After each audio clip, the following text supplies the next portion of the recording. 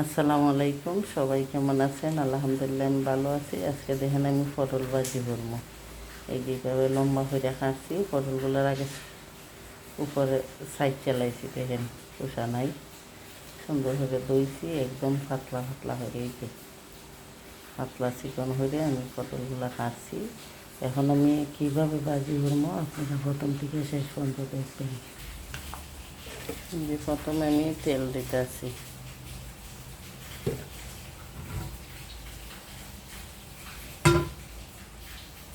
এখন আমি পেঁয়াজ দিব খুবই অল্প, কারণ পেঁয়াজটা একটু কাঁচা হালকা রাখবো আমি, পরে আবার পেঁয়াজ দিব।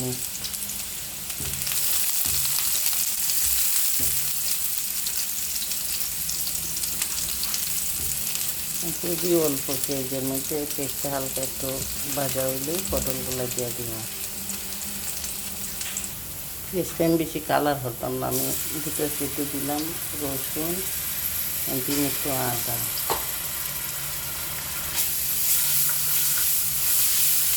এটা অন্যরকম স্টাইল আছে রান্না হতাছি।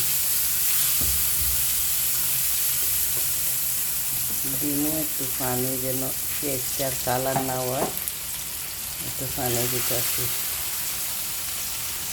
এখন দিব অন্য মশলা, দেখেন কী কী দিই। অল্প একটু মরিচের গুঁড়া, কাঁচামরিচ দিব,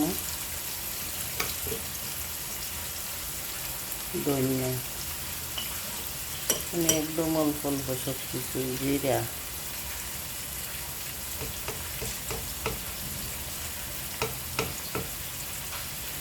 হলুদ।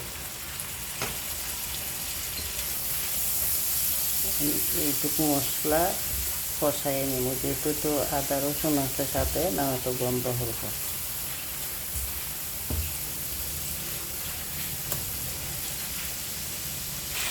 দিতেছি লবণ। এই যে মশলাটা কষানো হইতেছে,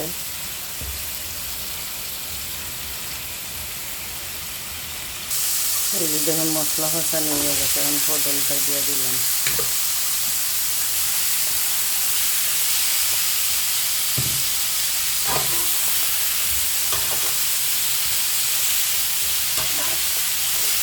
ঢাকনা দিতাম না, ঢাকনা দেওয়া যাইবে না। কিছুক্ষণ পর পর এভাবে লাইরে সাইরে পটলগুলো সিদ্ধ করা লাগবে।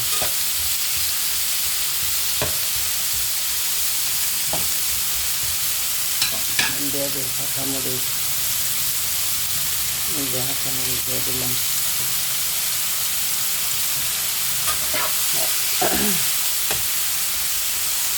চুলার আগুনকে একটু কমাই দিব, কমাই না দিলে কি যাবে গুঁড়া আর সিদ্ধ হইত না। এই যে দেখুন এখন কিন্তু আরও কমে গেছি গা, নরম হয়ে গেছি গা, সিদ্ধ হইছে না নেতাই গেছি গা আর কি। চুলার আগুন কিন্তু কম হয়ে আছে, বেশি আগুন দিলে সিদ্ধ হইত না, কালারটা দেখবেন নষ্ট হইত না। ঢাকনা না দিলে কালার নষ্ট হইত না, এমনি সিদ্ধ হইব। এভাবে রান্না করে খাইয়ে দেখবেন কত মজা লাগে।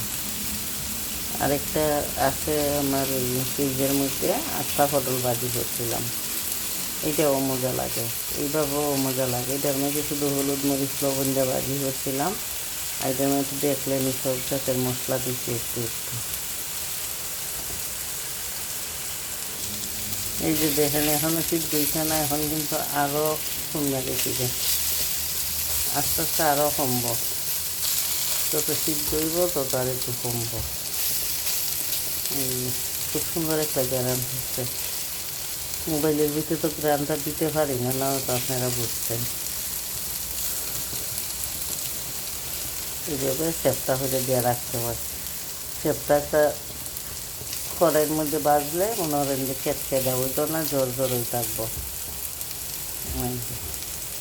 এভাবে কিছুক্ষণ পর পর উল্টাই উল্টাই দিতেছি, দেখছেন দেখতে কত সুন্দর লাগে, খাইতে তো বুঝে নি কীরকম হইব। এই যে দেখেন ওখানে একদম অল্প একটুখানি গেছি না, এখন আমি খাসা পেঁয়াজ আর কয়টা দিয়ে দিব, মানে পেঁয়াজগুলো একটু খাসা খাসা থাকবো।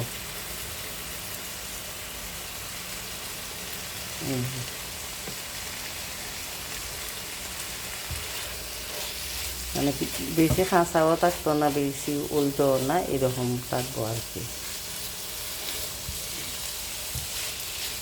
পেঁয়াজগুলো একটু আস্তা রাখবো। একটু ফ্রাই হয়ে গেছে, কিছুক্ষণের মধ্যে নামাই দিব। পেঁয়াজটা একটু বইয়ে রাখবো।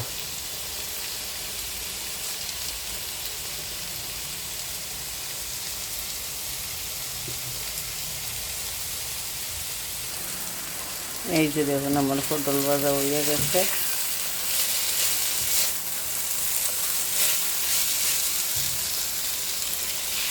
দেখছেন আমি ঢাকনা না দেবো না, কালারটা কিন্তু এত বেশি নষ্ট হয়েছে না।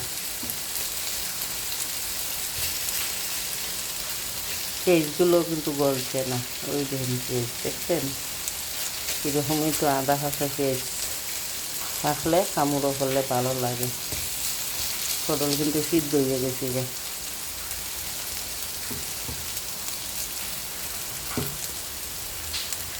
এভাবে আপনারা আমার মতো পটল ভাজা করবেন, ভাজা করে খাইবেন, দেখবেন অনেক মজা লাগবে। গরম গরম ভাত আর পটল ভাজা খাইতে কিন্তু অনেক স্বাদ। ভিডিও বানাই কি করবো, আপনারা তো লাইক কমেন্ট করেন না। লাইক কমেন্ট না করলে কি ভিডিও বানাইতে মন চায়? একটা ভিডিও বানাইতে সময় লাগে। তারপরে খাদ্য দেখেন একটু ভিডিও যে বানাই, অনেক সময় ফাতিল অর্ধেক দেখা যায়।